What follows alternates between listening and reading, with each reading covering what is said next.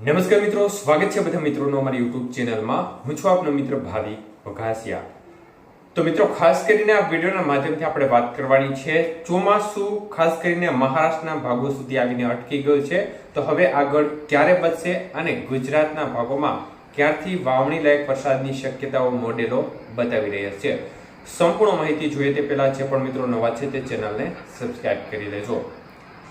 તો મિત્રો, ખાસ કરીને આજના વરસાદની પણ ટૂંકી માહિતી આપણે વિડીયોમાં જોઈએ તો ખાસ કરીને હાલ લો લેવલમાં ભેજનું પ્રમાણ જોવા મળી રહ્યું છે। સૂકા પવનો છે, ખાસ કરીને એન્ટી-યુએસી છે તે પણ થોડું નબળું પડી રહ્યું છે।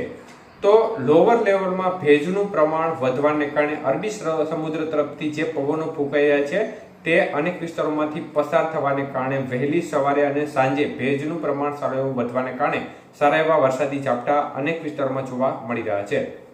ત્યારે આજથી લઈને આવતા 2-3 દિવસ સુધી થોડી અસ્થિરતાનો માહોલ ફરી એકવાર જોવા મળશે, જેના પરિણામ સ્વરૂપે મિડ લેવલમાં ભેજ આવશે અને આના પરિણામ સ્વરૂપે ક્યાંક વરસાદની ગતિવિધિ જોવા મળી શકે છે। જેમાં મુખ્ય વિસ્તાર જોઈએ તો આજથી આવતા 3-4 દિવસની અંદર ખાસ કરીને આજે શક્યતાઓ દેખાઈ રહી છે વાતાવરણ આ ભાગોમાં સ્થિર થવાની, જેમાં સૌરાષ્ટ્રમાં રાજકોટ, અમરેલી, ભાવનગર, સુરેન્દ્રનગર, બોટાદ જિલ્લાના ભાગો છે, ભાગો નજીક ક્યાંક વાતાવરણમાં અસ્થિરતા જોવા મળી શકે છે બપોર બાદ।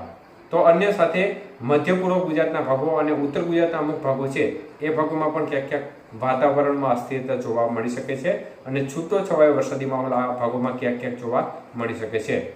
બાકી મોસ્ટલી વરસાદી ઝાપટા લોઅર લેવલમાં ભેજનું પ્રમાણ વધતા યથાવત રહેશે અને ખાસ કરીને મિત્રો હાલ જોવા જઈએ તો ચોમાસું છે તે મહારાષ્ટ્ર સુધી આવીને અટકી ગયું છે, ત્યારે હવે આગળ વધવા માટે અત્યારે ચોક્કસપણે પરિસ્થિતિઓ અનુકૂળ જણાઈ રહી નથી।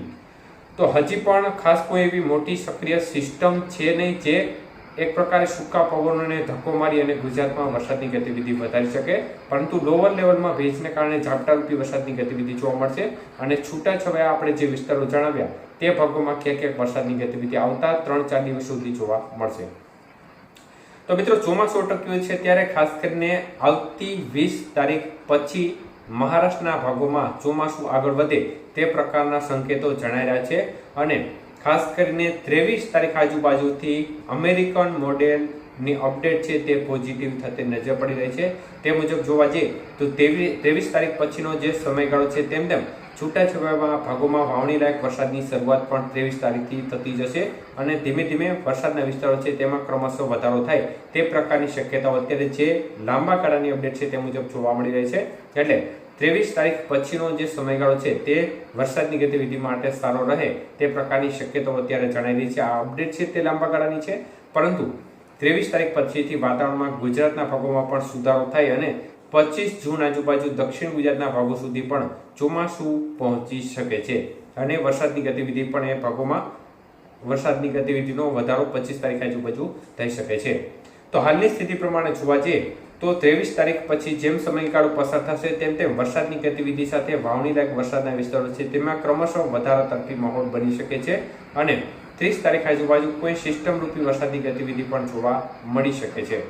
તો આને કારણે ગુજરાતના ભાગોને પણ લાભ મળી શકે છે। હાલની સ્થિતિ પ્રમાણે ખાસ કરીને જૂન મહિનાનો જે એન્ડનો જે છેલ્લો વીક છે તે વીક દરમિયાન વરસાદની ગતિવિધિ વધે અને જુલાઈના પ્રથમ સપ્તાહમાં વરસાદની ગતિવિધિ સારી રહે પ્રથમ સપ્તાહ દરમિયાન તે પ્રકારના સંકેતો અત્યારે જોવા મળી રહ્યા છે। એટલે આપણે આશા રાખીએ કે ગુજરાતના ભાગોમાં પણ મેઘરાજા જલ્દી પધરામણી કરે અને ગુજરાતની જે સૂકી ધરતી છે તેને પણ અત્યારે જે વરસાદ માટે તરસી રહી છે તેને પણ તરબતર કરી દે તે પ્રકારની આપણે ભગવાન પાસે આશા રાખીએ અને જલ્દી મોંઘેરા એવા મેહુલિયાનું આગમન થાય તે પ્રકારની આપણે આશા રાખીએ।